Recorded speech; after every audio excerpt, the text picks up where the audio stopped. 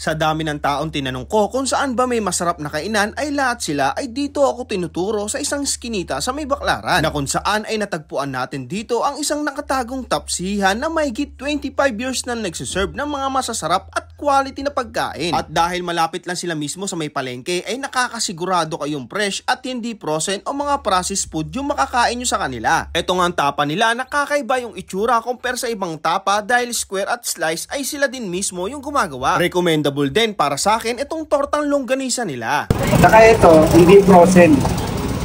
Okay. Fresh yan sa palengke mismo. Tabi niyo lang po talaga yung palengke. Yung iba, ang lalaki ng mga liempo, pero puro frozen yun. Yung size yung cut nila, pare-pareho. Ako nga po pala si Pengski na naninirahan dito sa Bagong Ilog. Tabi lang po siya na, malapit lang siya sa Barangay 207.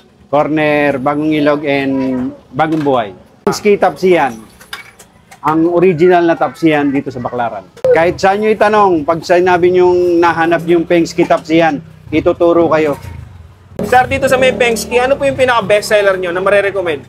Ito, ang pork chop, liempo, tsaka tapa. Ano pong pinagkaiba ng mga tapa nyo, pork chop, sa mga ibang kapares yung tindahan? Nung may nagtanong nga, kinumpara yung paninda ko, yung lasa, ay talagang hindi nila, mas the best tong aking produktong Pengski Tapsihan. Talagang masarap.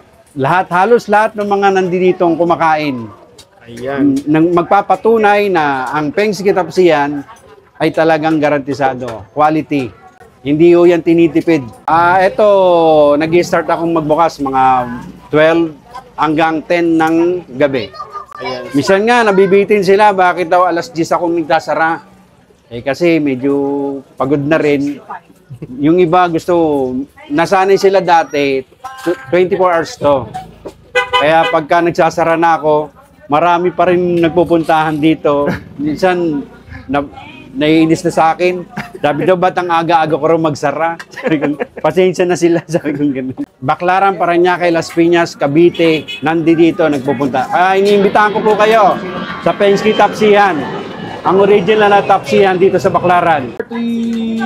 At ayun guys, andito tayo sa may looban, sa may Baclaran palengke. Meron tayong dinayo dito na isa sa mga legendary na tapsihan. Ito yung Pengski Tapsihan guys.